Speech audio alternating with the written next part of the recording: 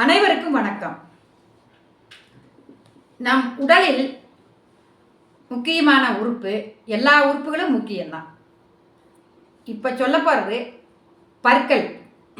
நம் உடலுக்கு தேவையான உணவுகளை அரைத்து உமிழ்நீரோடு கலந்து ஜீரண மண்டலத்துக்கு அனுப்பக்கூடிய வேலையை பற்கள் செய்யுதுங்க.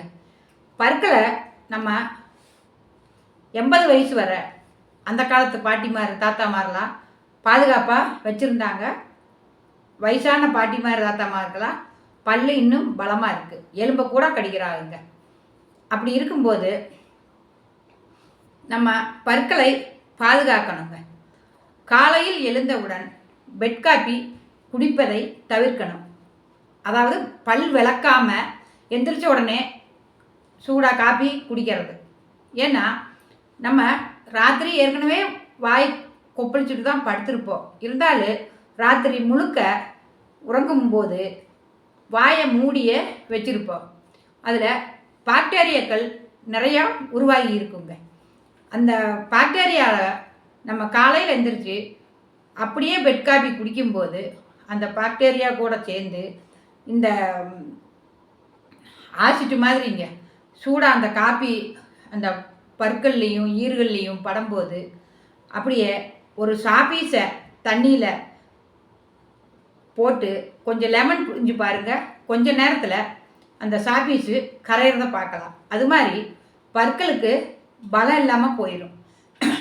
காலையில் எழுந்திரிச்சு பல் விளக்குறதுக்கு முன்னாடி கொஞ்சம் தேங்காய் எண்ணெய், அப்படி இல்லை அப்படின்னா கொஞ்சம் நல்லெண்ணெய், அதாவது செக்கில் ஆட்டின நல்லெண்ணெய், ரெண்டுமே செக்கில் ஆட்டின எண்ணெயாக இருந்தால் மிகச்சிறப்பு.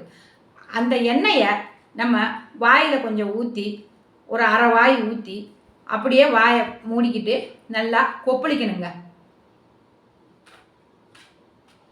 அந்த மாதிரி நல்லா கொப்பளிக்கும்போது அது தண்ணி மாதிரி நீத்து போயிடும். ஏன்னா அந்த சிலைவான்னு சொல்லுவோம் இல்லைங்களா, நாக்குக்கு அடியில் ஒரு உமிழ்நீர் சுரக்கும். அந்த சிலைவாயோடு சேர்ந்து இந்த ஆயில் நல்லா வாயில் கொப்பளிக்கும்போது தண்ணி மாதிரி நீத்துரும். அதுக்கப்புறம் அந்த வாயில் இருக்கிற எண்ணெயை துப்பிட்டு அதுக்கப்புறம் நம்ம ப்ரெஸ் பண்ணணுங்க. அதாவது 15 செகண்டு நல்லா ப்ரெஸ் பண்ணணும். அந்த காலத்தில் நெல் இருக்குது இல்லைங்களா, நெல் உமியும் மாட்டுச்சாணம் நல்லா உருண்டை பிடிச்சிட்டு அந்த நெல் உமி மேலே வச்சு இப்படி 2 பகுதியும் இப்படி தட்டி காய வைப்பாங்க. காய வச்சு பாறைகளில் காய வச்சு அது வீடுகளில் கொண்டு வந்து விற்பாங்க. இப்போ அந்த மாதிரி எங்கே போகிறது? அப்போது அந்த எருகாமட்டியை நம்ம விறகடுப்பு, அந்த காலத்தில் விறகடுப்பு இருக்கும், இப்போவும் விறகடுப்பு இருக்குது சில வீடுகளில். அந்த எருகாமட்டியை விறகடுப்பில் போட்டு அழுங்காமல் எடுத்து வெளியே வச்சு அது சூடு ஆறின பிறகு அந்த சாம்பல் இருக்குது இல்லைங்களா, அந்த சாம்பலை சூடு ஆறின பிறகு ஒரு டப்பாவில் போட்டு வச்சுக்கிட்டு காலையில் கொஞ்சம் உள்ளாங்கையில் எடுத்து இந்த விரலில் அப்படியே தொட்டு நல்லா ஒரு 15 செகண்டு நல்லா மசாஜ் செய்யும்போது பற்கள் வலுவாக இருக்குங்க. ஈறுகள் பலமாக இருக்கும், டேண்டர்ப்பு வராது.